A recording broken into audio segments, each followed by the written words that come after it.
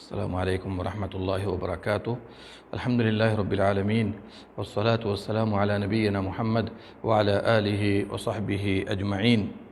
یقول اللہ سبحانہ وتعالی فی کلامہ المجید: اعوذ باللہ السمیع العلیم من الشیطان الرجیم، بسم اللہ الرحمن الرحیم۔ لقد من اللہ علی المؤمنین اذ بعث فیہم رسولا من انفسہم یتلو علیہم آیاتہ ویزکیہم ویعلمہم الکتاب والحکمہ وإن كانوا من قبل لفی ضلال مبین۔ میرے بھائیو، عید میلاد النبی کے بارے میں چند اہم باتیں آپ کے گوشِ گزار کرنا چاہتا ہوں۔ دیکھیے، ماہ ربیع الاول ایک عظیم اور مبارک مہینہ ہے۔ اس میں ہمارے نبی صلی اللہ علیہ وسلم کی ولادت باسعادت ہوئی اور اسی میں وفات بھی ہوئی۔ وفات باتفاق علماء 12 ربیع الاول کو ہے۔ ولادت میں کئی ایک اقوال موجود ہیں۔ تفصیل سے دیکھنا چاہیں، حافظ ابن کثیر رحمہ اللہ کی مشہور کتاب البدایہ والنہایہ جلد 2 صفحہ نمبر 240 پر دیکھیے، ولادت کے متعلق کئی اقوال ہیں۔ پہلا قول ہے 2 ربیع الاول، دوسرا ہے 8 ربیع الاول، تیسرا ہے 9 ربیع الاول، چوتھا ہے 12 ربیع الاول، پانچواں ہے 17 ربیع الاول، اور چھٹا قول ہے 18 ربیع الاول، ایک قول ہے 22 ربیع الاول۔ یہ 7 سے 8 اقوال موجود ہیں ولادت کے بارے میں۔ دیکھیے، محقق مورخین نے 9 ربیع الاول کا قول لیا ہے۔ تحقیق کرنے کے بعد انہوں نے دیکھا کہ 9 ربیع الاول کا قول زیادہ صحیح ہے۔ احمد رضا خان بریلوی صاحب نے 8 ربیع الاول کا قول لیا ہے، ولادت 8 کو ہے۔ فتاوی افریقیہ دیکھ لیجئے۔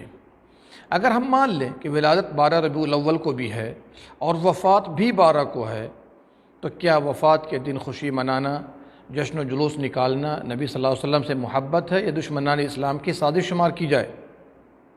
حالانکہ نبی صلی اللہ علیہ وسلم نے اپنی پوری زندگی میں کبھی بھی عید میلاد النبی نہیں منایا۔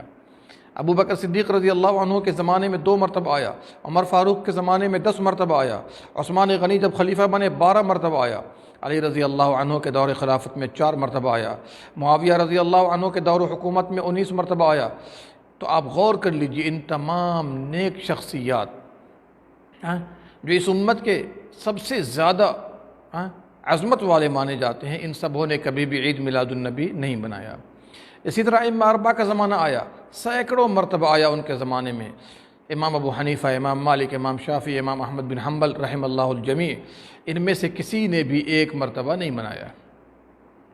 یہ سب کے سب نبی صلی اللہ علیہ وسلم سے زیادہ محبت کرتے تھے یا آج کے لوگ جو مناتے ہیں؟ یہ لوگ نبی صلی اللہ علیہ وسلم کے دین کو زیادہ جانتے تھے یا آج کے لوگ؟ دین ہمارا مکمل ہے یا نہیں ہے؟ مکمل ہے تو ذرا دکھائیے اس میں۔ یہ عید میلاد النبی منانا کار اطاعت ہے یا کار معصیت ہے؟ اور اگر کار معصیت ہے تو سبوں کو چھوڑ دینا چاہیے، اور اگر کار اطاعت ہے تو نبی صلی اللہ علیہ وسلم کو معلوم تھا یا نہیں تھا؟ اگر معلوم نہیں تھا تو یہ کلمہ کفر ہو جائے گا، اور اگر معلوم تھا تو ہم تک پہنچایا یا نہیں پہنچایا، یا ہمیں کوئی دکھا دی اسلام کے اندر؟ تو میرے بھائیوں، صحیح بات یہ ہے، عید میلاد النبی منانا بدعت ہے۔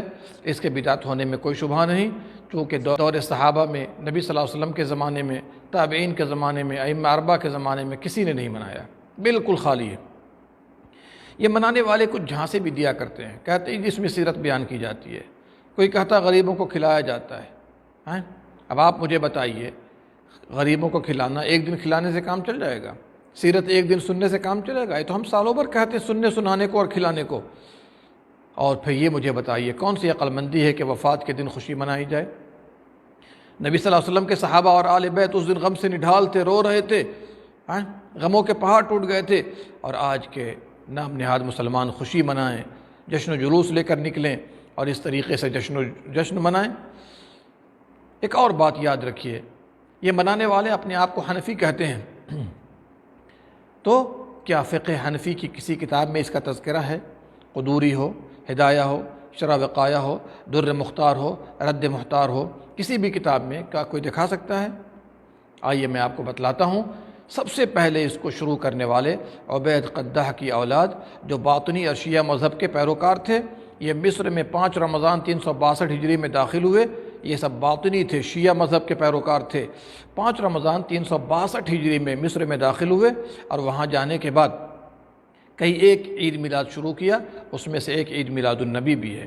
اور ان لوگوں نے نصرانیت سے لیا، جو نصارہ کرسچن عید میلاد النبی کہ جیسے عید میلاد عیسیٰ مناتے تھے، جیسے آج کے مسلمان عید میلاد النبی مناتے ہیں، تو وہ عید میلاد عیسیٰ 25 دسمبر کو مناتے تھے اور اس کو کرسمس ڈے کہا کرتے تھے۔